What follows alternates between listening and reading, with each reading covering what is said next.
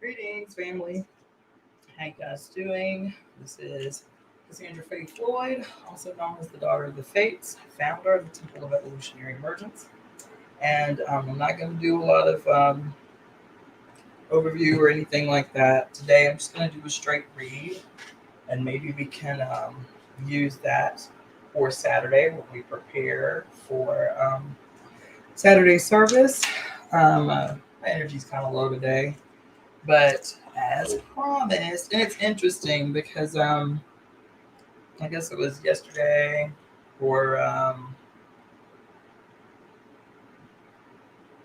day before yesterday when I said that I was initially going to do the read on menstrual blood, and then we ended up switching, which was a good read. It was a read on the devil and on Lucifer, based on the wonderful book The Women's Encyclopedia of Myths and Secrets. Women's Encyclopedia of Myths and Secrets.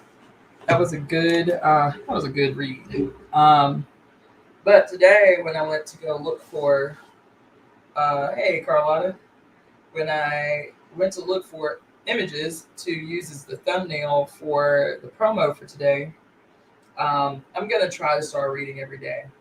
Um, so excuse me.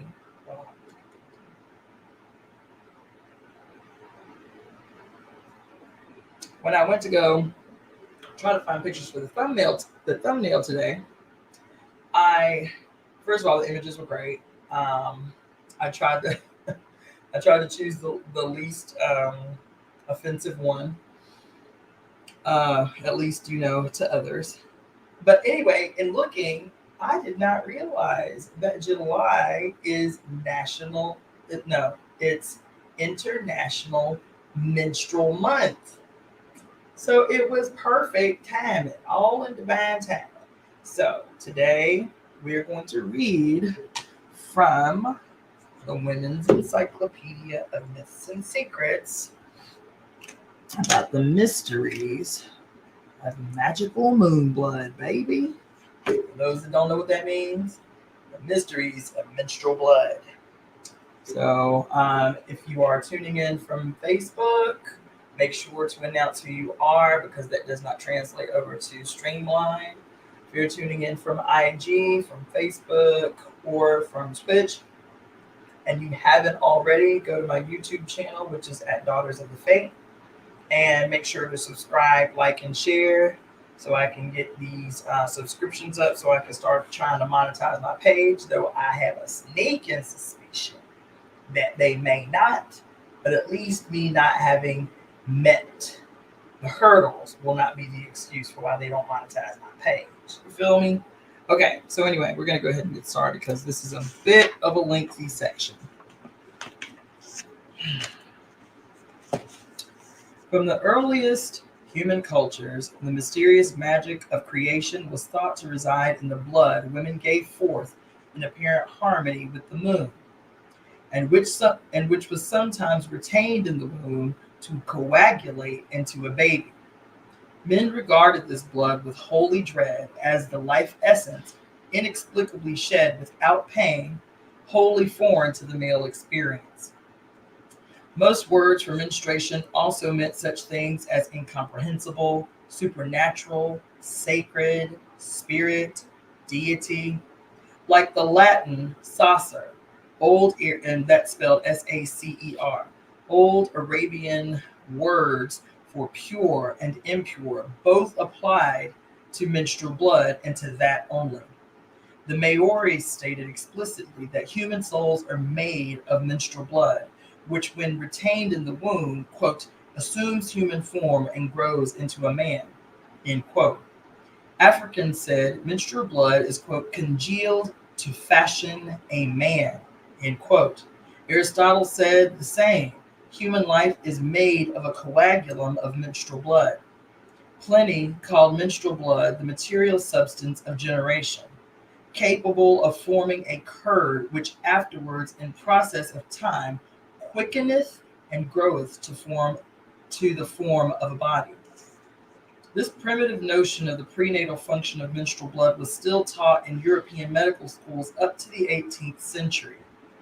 Basic ideas about menstrual blood came from the Hindu theory that as the Great Mother creates, her substance becomes thickened and forms a curd or clot. Solid matter is produced as a crust. This was the way she gave birth into the this is the way she gave birth to the cosmos, and women employ the same method on a smaller scale. According to Dustinius, quote, the fruit in the womb is nourished only by the mother's blood. The menstruum does not fail and does not fail the fruit for nourishment till it at the proper time comes to the light of day. End quote. Indians of South America said all mankind was made of moon blood in the beginning. The same idea prevailed in ancient Mesopotamia, where the great goddess Ninhushag made mankind out of clay and infused it with her blood of life.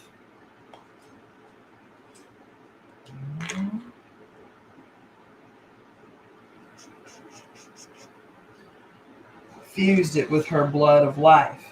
Under her alternate names of Mamatun or Arauru the Great, the potter, she taught women to form clay dolls and smear them with menstrual blood as a conception charm, a piece of magic that underlay the name of Adam from the feminine Adama, meaning bloody clay.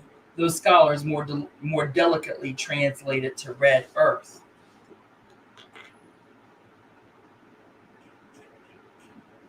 The Bible's story of Adam was lifted from an older female-oriented creation myth recounting the creation of man from clay and moon blood. So was the Quran's creation story, which said Allah made man out of flowing blood. But in pre-Islamic Arabia, Allah was the goddess of creation, Alat. Child, I'm about to make some people real unhappy, very upset.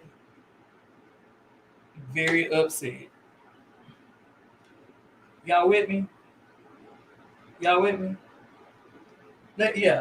Allah was at first a female deity of creation. I'm just saying. The Romans also had traces of these original creation myths. Plutarch said man was made of earth, but the power that made a human body grow was the moon, the source of menstrual blood. The lives of the very gods were dependent on the miraculous power of menstrual blood. And y'all ain't hearing, y'all better open up your ear holes. The lives of the very gods were dependent on the miraculous power of menstrual blood. In Greece, it was euphemistically called the supernatural red wine given to the gods by Mother Hera in her virgin form as Hebe or Hebe. At one time, all the gods recognized the supremacy of the great. The supremacy. Wait a minute. Wait. Let me go back. Okay, here it is. In Greece, it was euphemistically called the supernatural red wine, given to the gods by Mother Hera in her virgin form as Hebe. The root myths of Hinduism reveal the nature of this wine. At one time, all gods recognized the supremacy of the Great Mother, manifesting herself as the spirit of creation, Kali Maya. She quote, invited them to bathe in the bloody flow of her womb and to drink of it. And the gods, in holy communion, drank of the fountain of life. Hec este sanguis meus, and bathed in it, and rose bleh. She invited them to bathe in the bloody flow of her womb and to drink of it. And the gods, in holy communion, drank of the fountain of life and bathed in it and rose, blessed to the heavens. To this day, Cloths allegedly stained with the goddess's menstrual blood are greatly prized as healing charms. W.R. Smith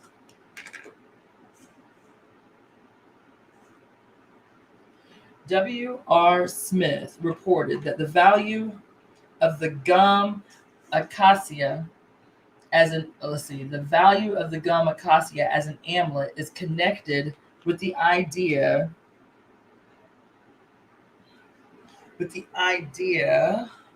that it is a clot of menstrual blood, i.e., that the tree is a woman.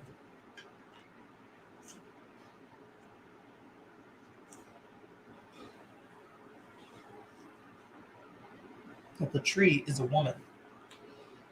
For religious ceremonies, Australian Aborigines painted their sacred stones, kuringas, and themselves with red ochre, declaring that it was really women's menstrual blood. The esoteric secret of the gods was that their mystical powers of longevity, authority, and creativity came from the same female essence. The Norse god Thor, for example, reached the magic land of enlightenment and eternal life by bathing in a river filled with the menstrual blood of a giantess, that is, of the primal matriarchs, the powerful ones, who governed the elder gods before Odin bought his Asians, or Aesir, out of the east.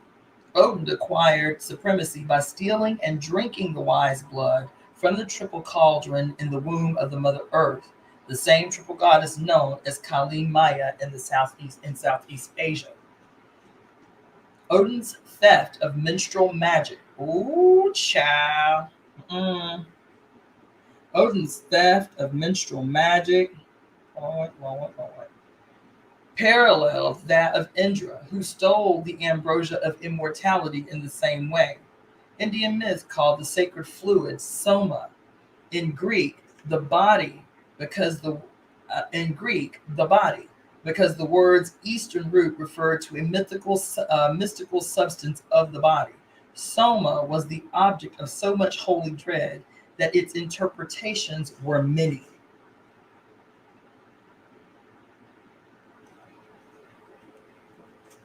Soma was produced by the churning of the primal sea, Kali's ocean of blood, or sometimes the sea of milk.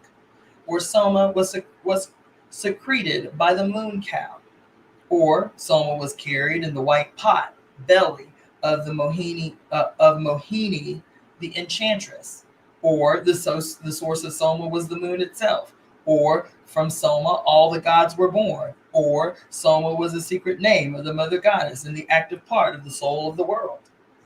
Soma was drunk by priests at sacrificial ceremonies and mixed with milk as a healing charm. Therefore, it was not milk.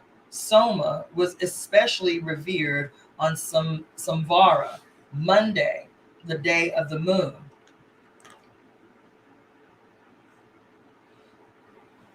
The day of the moon. In an ancient ceremony called Somavati, women of Maharashtra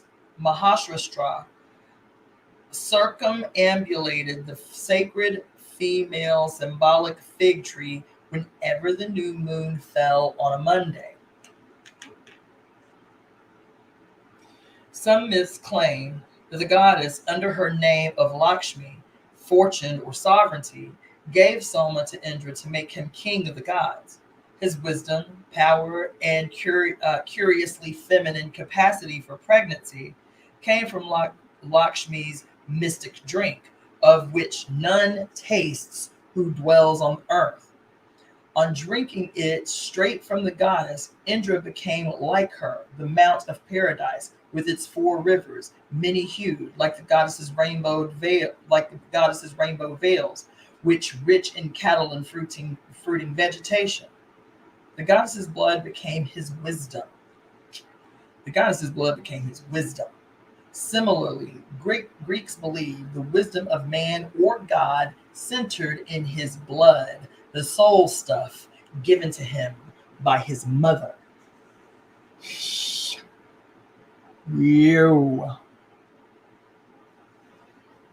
Child, the blood was his wisdom, and the Greeks believed that the wisdom of man or God centered in his blood, the soul stuff given to him by his mama.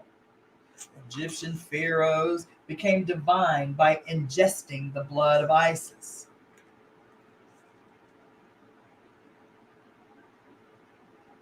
A soma-like ambrosia called Sa. Its hieroglyphic sign was the same as the sign of the vulva, the yoni loop, like the one on the Ankh or the cross of life. Painted red, this loop signified the female genitalia and the gate of heaven. The amulets buried with the dead specifically.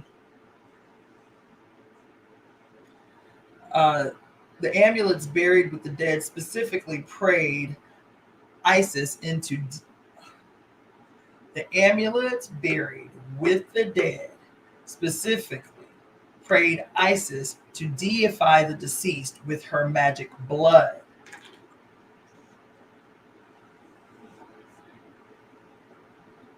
The special amulet called Tajet represented Isis's vulva and formed of red substance, jasper, carnelian, red porcelain, red glass, or red wood. This amulet was said to carry the redeeming power of the blood of Isis. The same elixir of immortality received the name of Amrita in Persia. Sometimes it was called the milk of a mother goddess, sometimes a fermented drink, sometimes a sacred blood. Always it was associated with the moon. Dew and rain becoming, dew and rain becoming vegetable sap, sap becoming the milk of the cow, and the milk becoming converted into blood. Amrita, water, sap, milk, and blood represent the differing states of the one elixir. The vessel or cup of this immortal fluid is the moon. Celtic kings became gods. Celtic kings became gods by drinking the red mead dispensed by the fairy queen Mab, whose name was formerly Medeb or Mead. Thus, she gave a drink of herself like Lakshmi. A Celtic name of this fluid was Dirkflaith, meaning either red ale or red sovereignty. In Celtic Britain, to be stained with red meant to be chosen by the goddess as a king. Celtic Ruda meant both red and royal. The same blood color implied apotheosis after death. Oh shit. The same blood color implied apotheosis after death.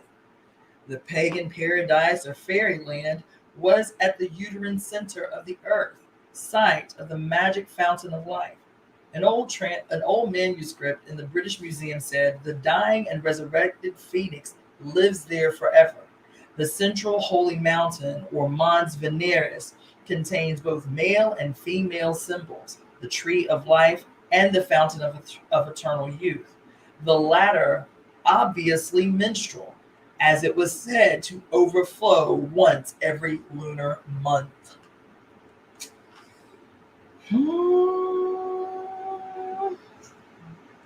Medieval churchmen insisted that the communion wine Medieval churchmen insisted that the communion wine drunk by witches was menstrual blood, and they might have been right. The famous wizard Thomas Rhymer joined a witch cult under the tutelage of the Fairy Queen, who told him she had, quote, a bottle of claret wine here in my lap.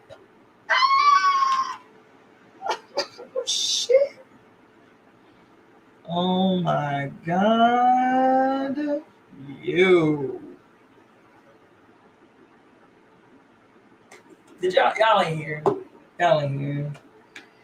The famous wizard Thomas Rhymer joined a witch cult under the tutelage of the Fairy Queen, who told him she had, quote, a bottle of claret wine here in my lap, and invited him to lay his head in her lap. Okay? Claret was the traditional drink of kings and also a synonym for blood. Its name literally translates to enlightenment. What's up, Letitia? Girl, you done already missed a bunch. You done already missed a bunch. But you got the book, so you all right. Listen, the word means blood, and it also means enlightenment. Chat.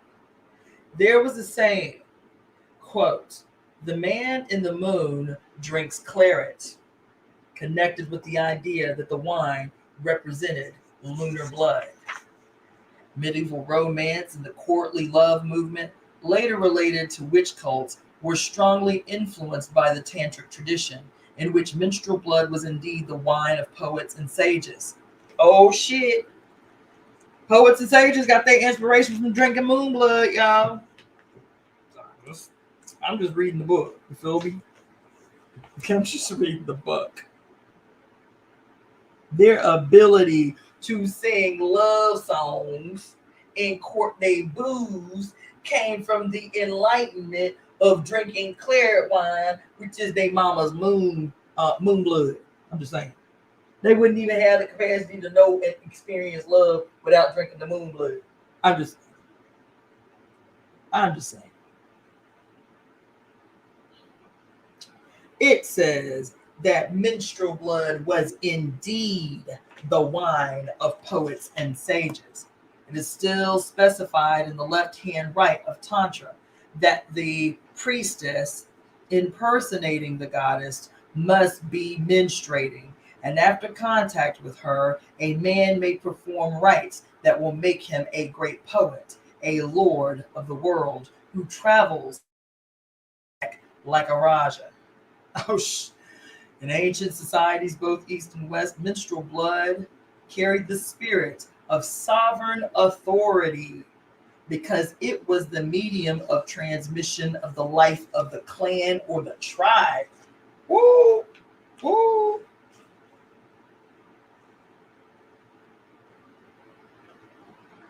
Greetings, Helen.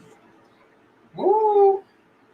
It said in ancient societies, both in the East and the West, menstrual blood carried the spirit of sovereign authority because it was the medium of transmission of the life of the whole clan or tribe.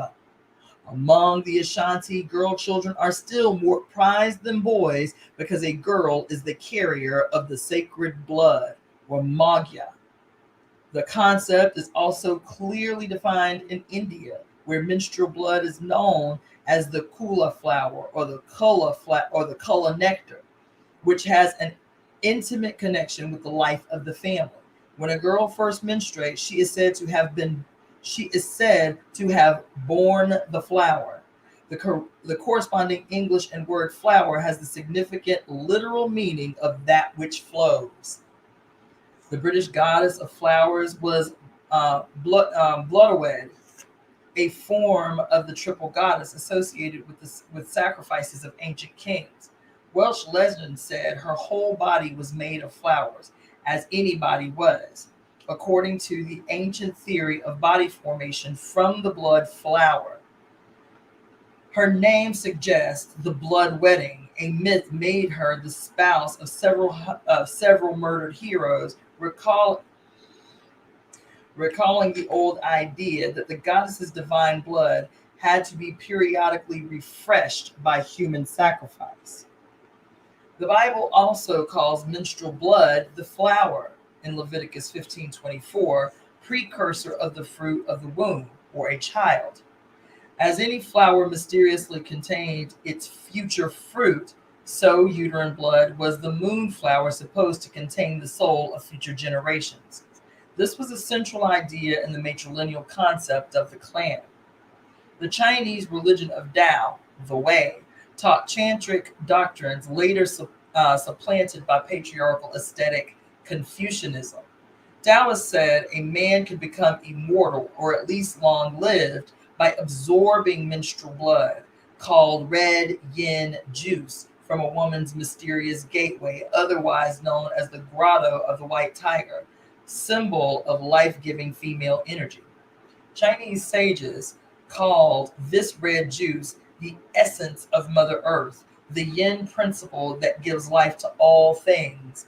They claimed that the Yellow Emperor became a god by absorbing the yin juice of 1,200 women. Oh my God. Oh my God.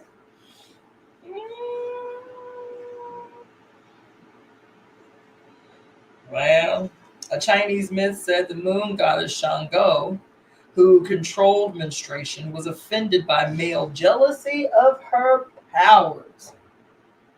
Y'all here? Y'all awake? Knock, knock, knock. A Chinese myth said that the moon goddess Shango who controlled menstruation, was offended by male jealousy of her powers. She left her husband, who quarreled with her because she had all the elixir of immortality, and he had none and was resentful. She turned her back on him and went to live on the moon forever. And in much the same way that Lilith left Adam to live by herself at the Red Sea, Shango forbade men to attend Shango forbade men to attend the Chinese moon festivals, which were afterwards celebrated by women only at the full moon of the autumnal equinox. Taoist China considered red a sacred color associated with women, blood, sexual potency, and creative power. White was the color of men, semen, negative influences, passivity, and death. Y'all ain't hearing. This was the basic tantric idea of male and female essences. The male principle was seen as passive and quiescent. The female's principle was considered active and creative. The later patriarchal review. The reverse of later patriarchal views. Female blood. You know what? I should. Female. So there's a little side note here I'm going to read too. It says the Hebrew word for blood is dam, D-A-M, which literally means mother or woman.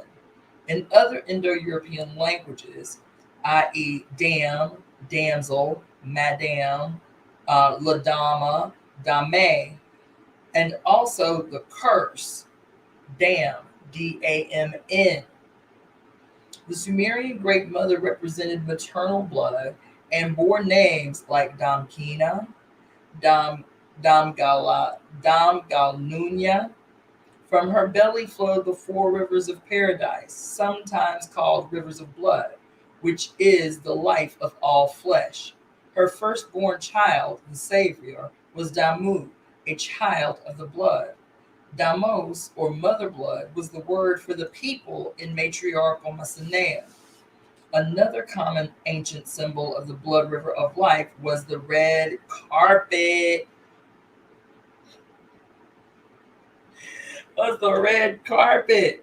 Traditionally trod by sacred kings, heroes, and brides. Oh. Man, I get no feedback. Y'all ain't heard.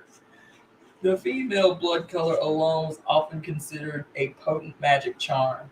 The Maori rendered anything sacred by coloring it red and calling the red color menstrual blood. Andaman Islanders thought blood red paint a powerful medicine and painted sick people red all over in an effort to cure them. Hottentots addressed their mother goddess as one who, quote, who has painted thy body red. She was divine because she never dropped or wasted menstrual blood. Shit. She was divine because she never dropped or wasted her menstrual blood. Some African tribes believed that menstrual blood alone, kept in a covered pot for 9 months, had the power to turn itself into a baby. Easter eggs, classic womb symbols for the goddess Aster, were traditionally colored red and laid on graves to strengthen the dead. This habit, common in Greece and southern Russia, might be traced all the way back to the Paleolithic graves and funeral furnishings reddened with ochre for a closer resemblance to the Mother Earth's womb from which the dead could be born again. Ancient tombs everywhere have shown the bones of the dead covered with red ochre. Sometimes everything in the tomb, including the walls, had the red color. J.D. Evans described a well tomb on Malta filled with reddened bones, which struck fear into the workmen who insisted the bones were covered with fresh blood. A born again ceremony from Australia showed that the Aborigines linked rebirth with the blood of the womb.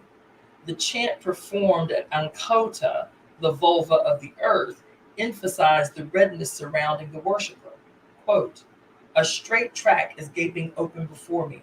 An underground hollow is gaping before me. A carnivorous pathway is gaping before me. An underground pathway is gaping before me. Red I am like the heart of the flame of fire. Red too is the hollow in which I am resting." End quote.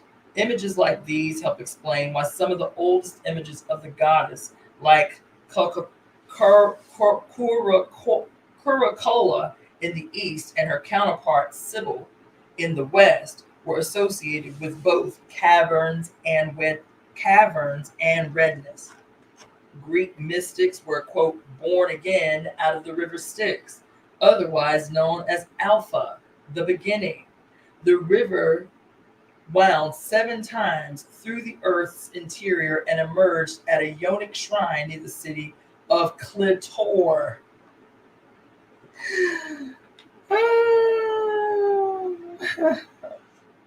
The river wound 7 times through the earth's interior and emerged at a Ionic shrine near the city of Clitor, Greek Clitoris, sacred to the Great Mother.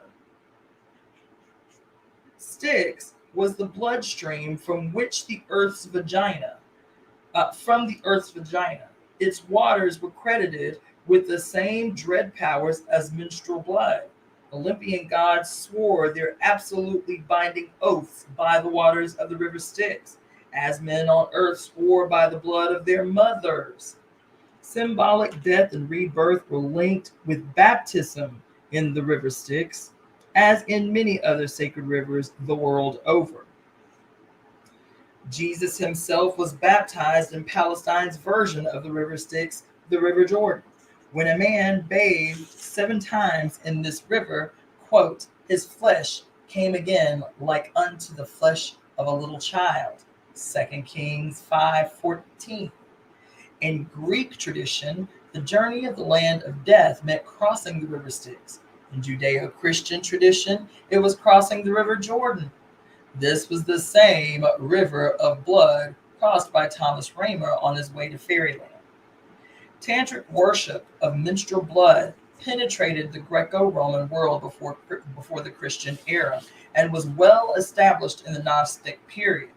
This worship provided the, quote, agape, the love fest or the spiritual marriage practiced by Gnostic Christians like the Ophites. Another name for the agape was Synesoctism,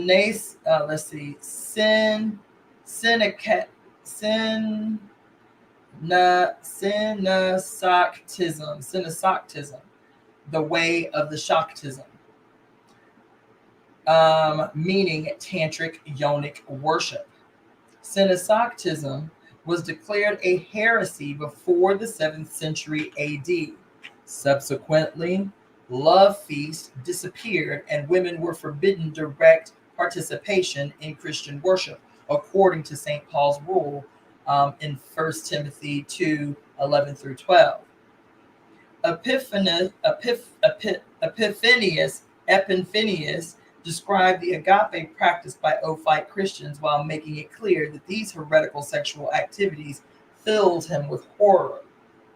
Quote, "Their women they share in common, and when anyone arrives who might be alien to their doctrine, the men and women have a sign by which they make themselves known to each other.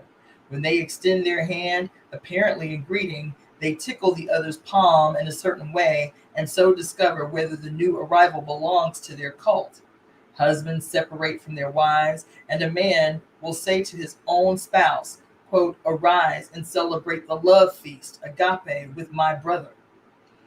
And the wretches mingle with each other. After they have consorted together in a passionate debauch, the woman and the man take the man's ejaculation into their hands, stand up, offering to the Father, the primal being of all nature, what is in their hands, with the words, 'We bring to thee this oblation, which is of the very body of Christ.' They consume it like housel of their shame and say, 'This is the body of Christ.' Oh my, oh. This is the body of Christ, the paschal sacrifice through which our bodies suffer and are forced to confess the sufferings of Christ. And when the woman is in her period, they do likewise with her menstruation. The unclean flow of blood which they gamer, they take up in the same way and eat together. And that they say is Christ's blood. For when they read in Revelation, I saw the tree of life with its 12 kinds of fruit, yielding its fruit each month. Oh shit! Oh my God! According to Revelation 22:2, they interpret this as an allusion to the monthly incident of the female period.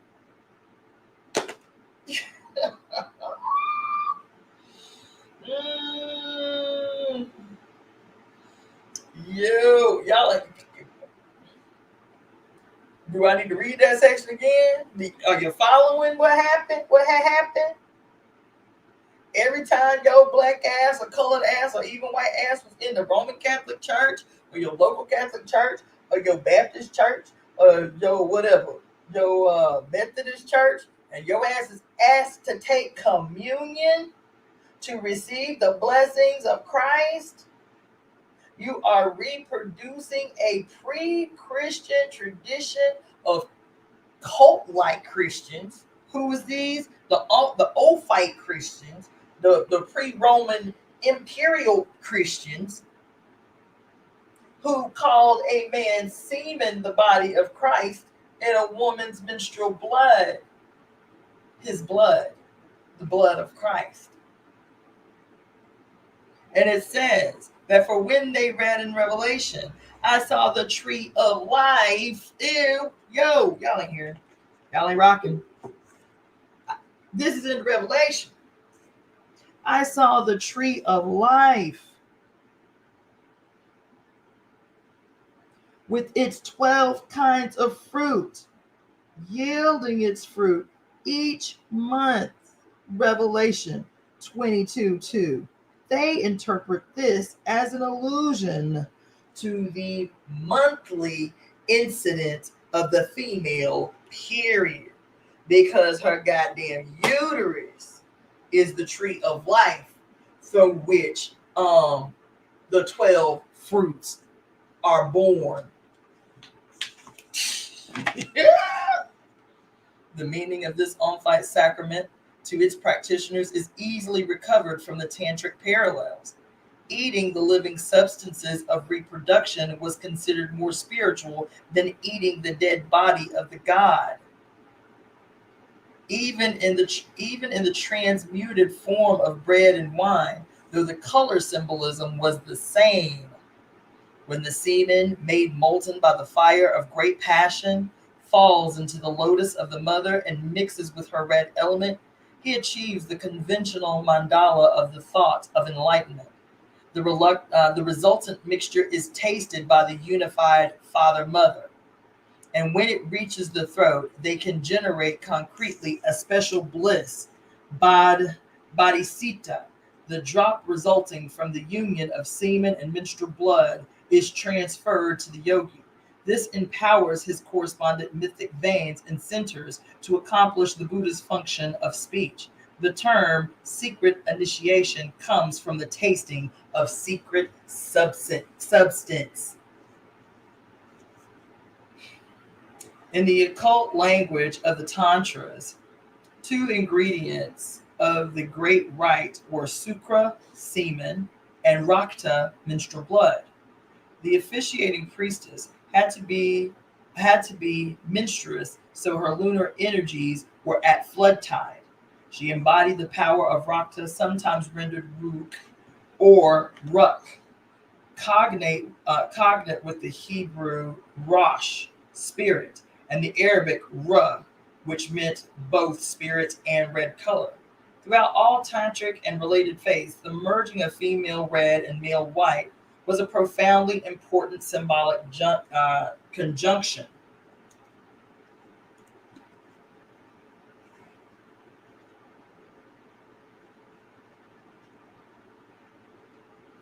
The Sufis, who practiced their own brand of Tantrism, um, said Ra was female and red. Its male counterpart, Sur, was consciousness and was white. Red and white colors alternate in the Sufi halqa, a magical circle corresponding to the Tantric chakra and called the basic unit and very heart of active Sufism.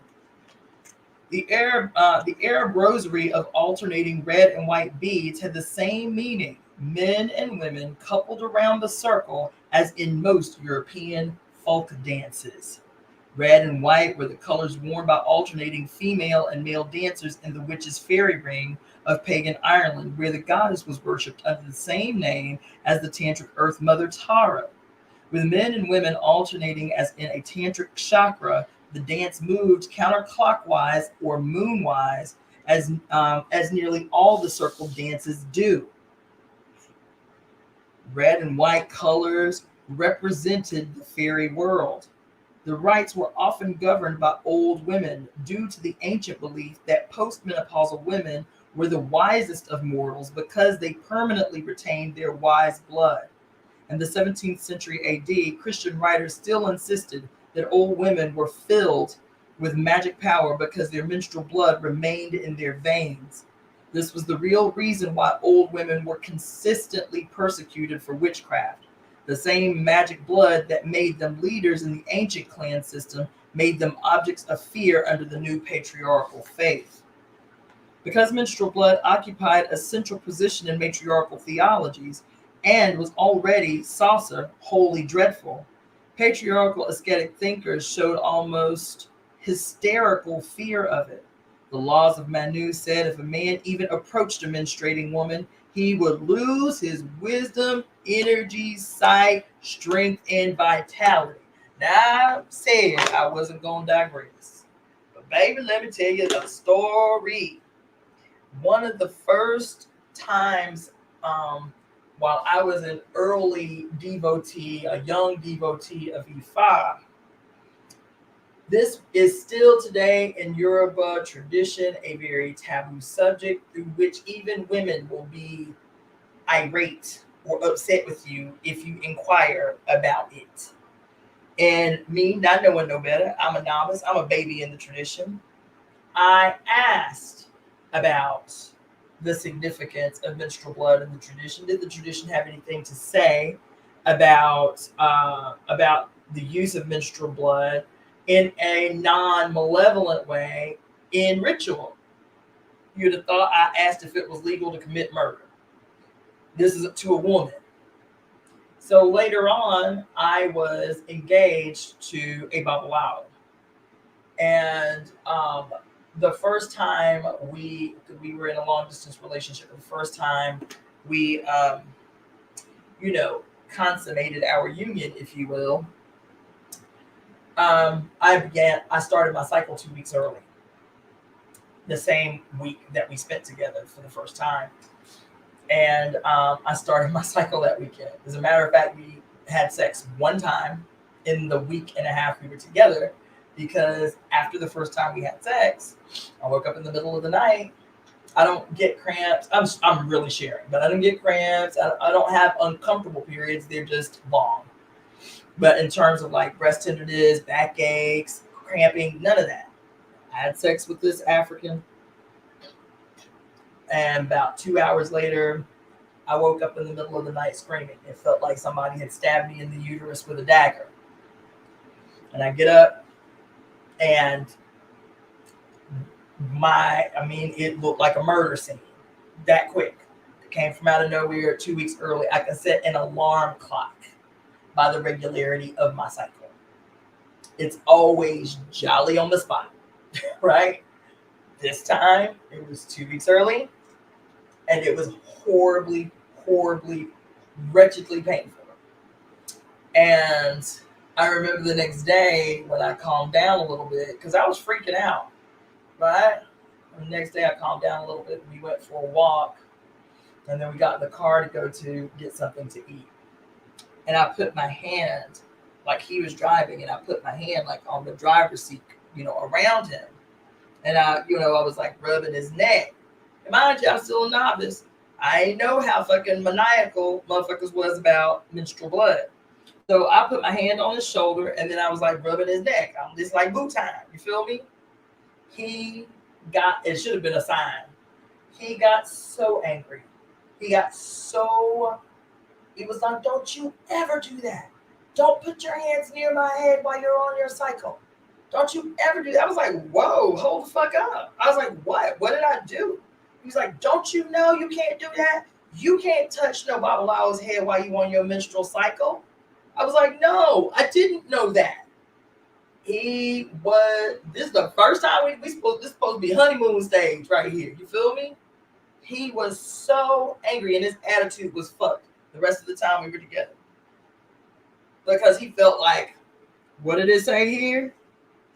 That he could lose. He felt like I was gonna steal his wisdom, his energy, his sight, and his strength and his vitality by putting my hands on his head while I was on my menstrual cycle. They believe this shit. So these menstrual taboos, these aren't just things of the past. Like, they permeate the fucking world, and we, as women, fully embody them. Oh my God, my cycle is happening again. I can't stand it. I can't wait till I just don't have no period no more. They can just go ahead and take my uterus. I don't even need it. I ain't having no more kids. You understand? I've even heard of people being offered elective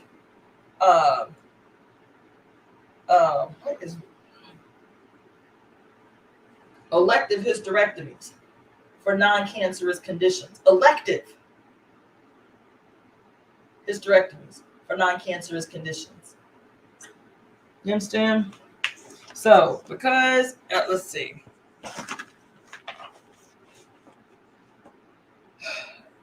Meanwhile, the matriarchal traditions taught that if you wanted to be enlightened, if you wanted to become godlike in your status and in your stature, you must consume of the mother's blood. Fast forward to patriarchal traditions. Don't let that bitch touch your head. You'll lose your wisdom, energy, sight, strength, and vitality. The Talmud said if a menstruating woman walked between two men, one of the men would surely die. Brahmins ruled that a man who lay with a menstruating woman must suffer a punishment 1/4 as severe as the punishment for Brahmicide.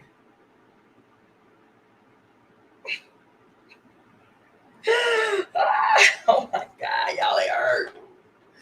If you sleep with a menstruating woman, the punishment should be as 1/4 as severe as the punishment for killing one of your kinsmen, which was the worst crime. Which was the worst crime a Brahmin could imagine. Vedic myths were designed to support the law, such as the myth that Vishnu dared copulate with the goddess Earth while she was menstruating, which caused her to give birth to monsters who nearly destroyed the world. Let me just say,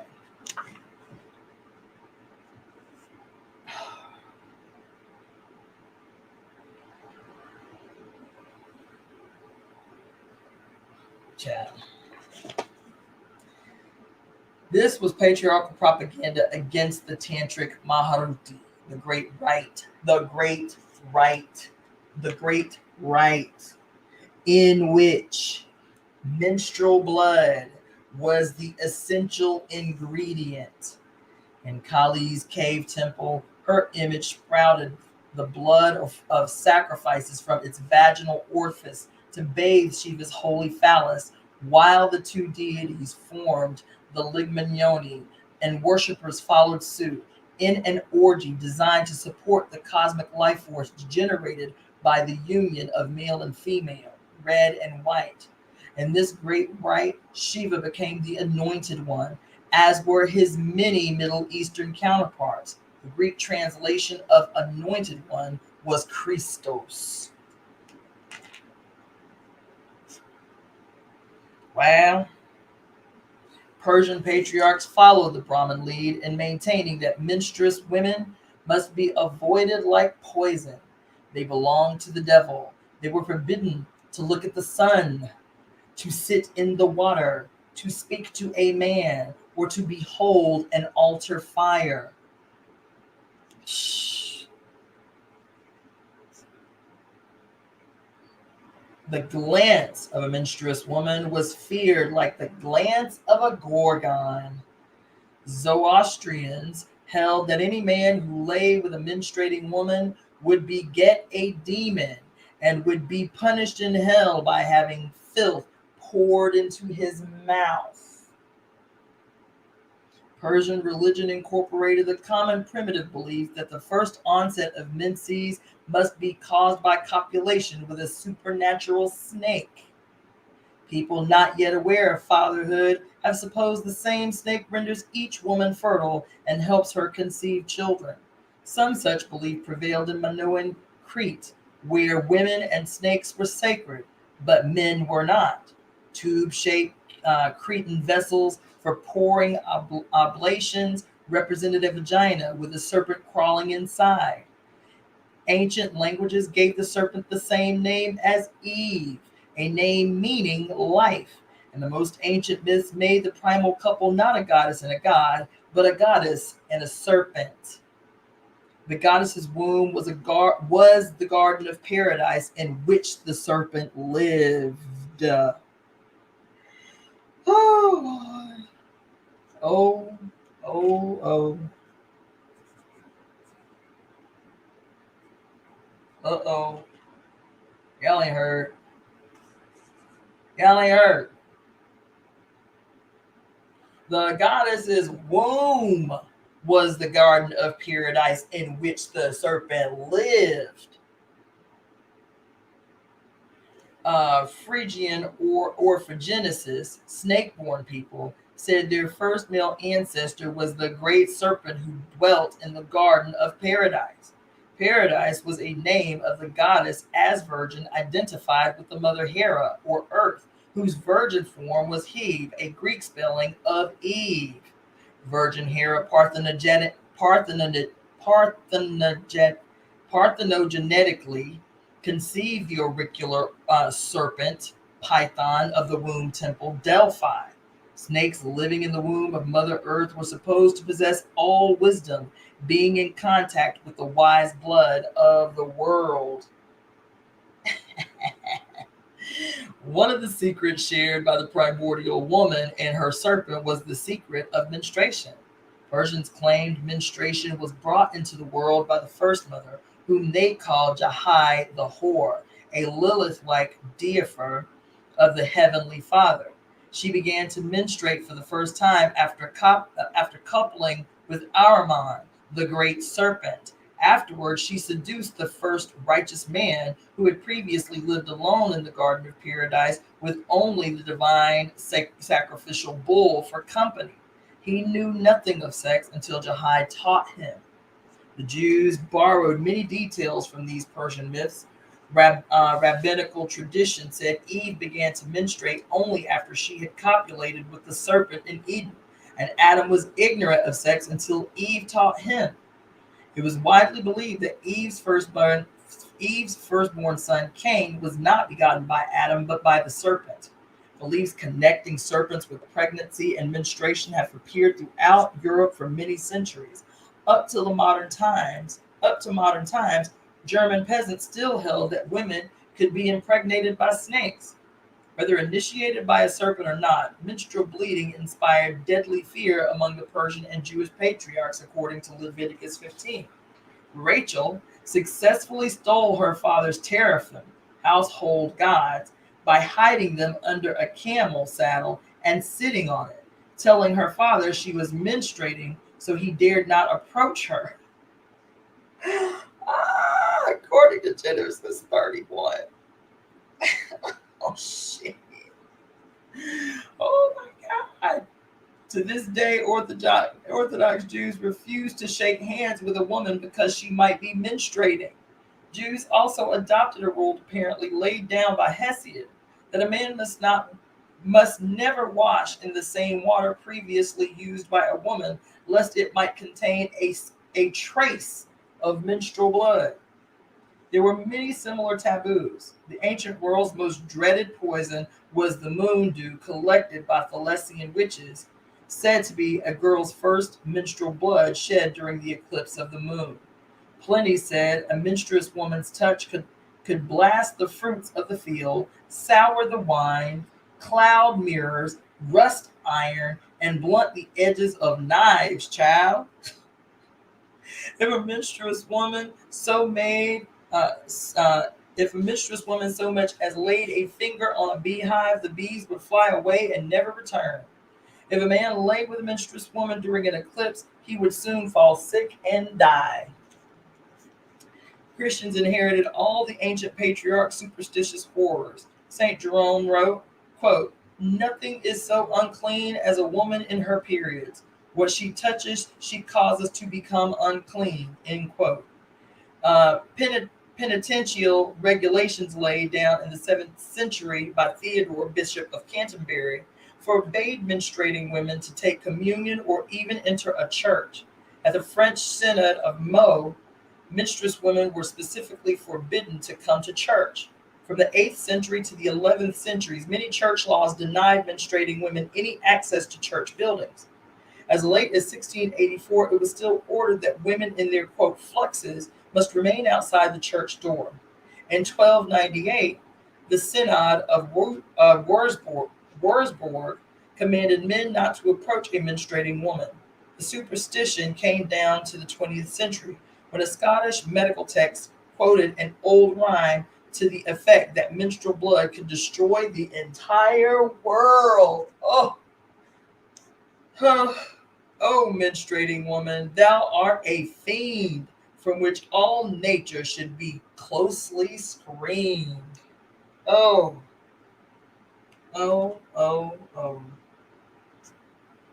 Shall Christian women were commanded to despise the uncleanliness of their own bodies, as in the rule of anchoresses. Quote, "Art thou not formed of foul slime? Art thou not always full of uncleanliness?" End quote.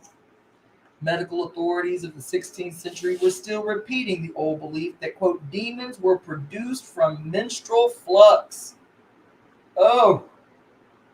One of the, quote, demons born of menstrual blood was the legendary basilisk with its poisonous glands. Well, y'all remember Harry Potter? I don't know if y'all was any Harry Potter watchers, but what was it? The second one? The Chamber of Secrets. The Chamber of Secrets. It was a basilisk that was petrifying all the kids.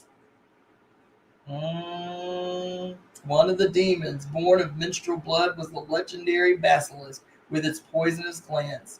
The legend evidently rose from the classic myth of the Gorgon with her serpent hair and wise blood, petrifying men with her glands. The Gorgon and the red cross of menstrual blood once marked the most potent taboos. The very word taboo, from Polynesian tupua, means sacred and magical, applied specifically to menstrual blood. Just as primitives attributed beneficial powers to menstrual blood along with their fearfulness, so medieval peasants thought it could heal, nourish, and fertilize. Some believed a menstruating woman could protect a crop by walking around in the field or exposing her genitals in it. Peasant women carried seed to the fields in rags stained with their menstrual blood, a continuation of the custom of the Eleusinian fertility priestesses. Even doctors thought menstrual blood could cure leprosy or act as a powerful aphrodisiac. Madame de Montespan used it to encourage the ardor of her royal lover, Louis the fuck 14th. Louis the 14th.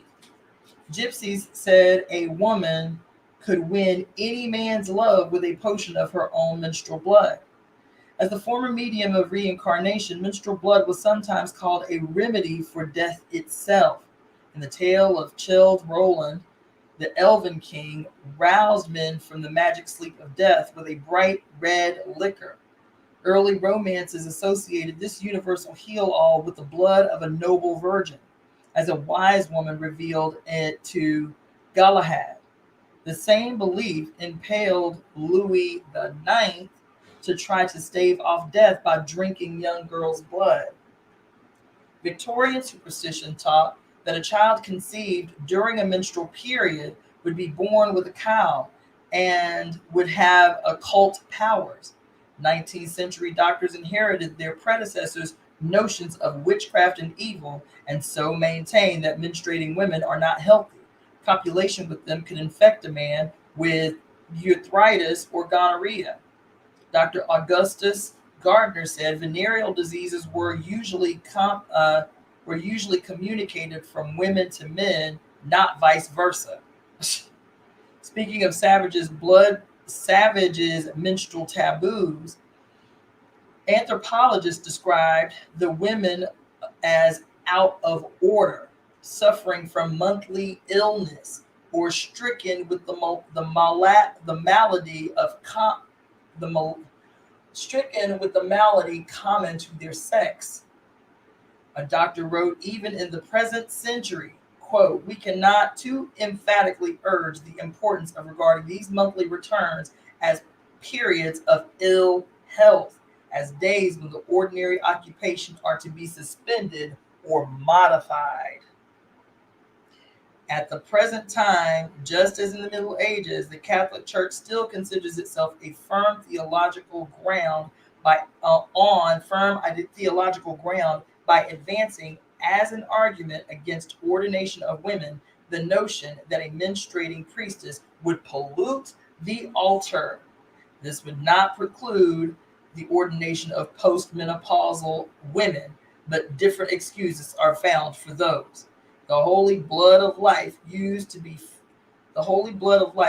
feminine and real, and now it is masculine and symbolic. And that is the end of our read on menstrual blood. That was spectacular. Oh my God, I heard somebody teaching that theory to women today. What the actual... Yes, you missed the introduction, Mon Amy, because I was looking for thumbnail pictures for the promo for today, and found out through my search that this month, July, is actually International Menstruation Month. So it was right on time, this call to read to you guys about the significance and the mysteries of menstrual blood. So that is all for today. I'm like I said at the beginning, I'm going to start trying to read every day. It may be every day from the Women's Encyclopedia of Myths and Secrets. For those who may have came to the read late, the Women's Encyclopedia of Myths and Secrets, Women's Encyclopedia of Myths and Secrets. But I'm all over the place. There's a lot that I want to read to you guys, but I figure I'm gonna start doing this every day. So just to keep up, a kind of regularity and shit. So let's see. I think I got some new comments, and then I'll Yes. Yes. All things in divine time and chat. Because I've been talking to y'all for what, the last 4 days, 5 days about wanting to read about menstrual blood, but I got sidetracked on the devil and Lucifer lad on Saturday. And so I was like, we'll just table menstrual blood. And then I go look for the picture and it's like, oh yeah, bitch, it is International Menstruation Month. So I was like, well, come on through then with the timeliness. So there you go. There you have it. Maybe as a follow-up tomorrow, I actually have a book called it's called Blood Magic, and it is actually more academic. It's an academic anthropological background into the different societies' use of blood rituals, both menstrual and sacrificial blood rituals. So I might see if I can find some kind of excerpt from there that might be dope, or even revisit the Great Cosmic Mother and her whole chapter on the moon, or the blood of the dark moon, child, which is fabulous. So anyway, that's all I got for you. I'm at an hour, and yes, I am posting it, Verbena. So you can actually go on to YouTube and rewatch it there. Um, okay, you're on YouTube right now. Okay, yeah. So I'm just doing this as a live, so you should be able to go right away back to that and view it. It's also going to be posted on Facebook and on Instagram. So thank you all for rocking with me. I'll be back tomorrow, probably with some follow up on the read today from a couple of other books. But in the meantime, you guys have a spectacular evening. Ponder on what I read to you. Do a little research. There's quite a lot of lovely research. There's a whole website on the top 10 female artists who are using their menstrual blood in their mediums of art. That's some powerful shit right there. So check that out. And I'll see you again tomorrow at 5 o'clock. Thanks for tuning in. Have a great night.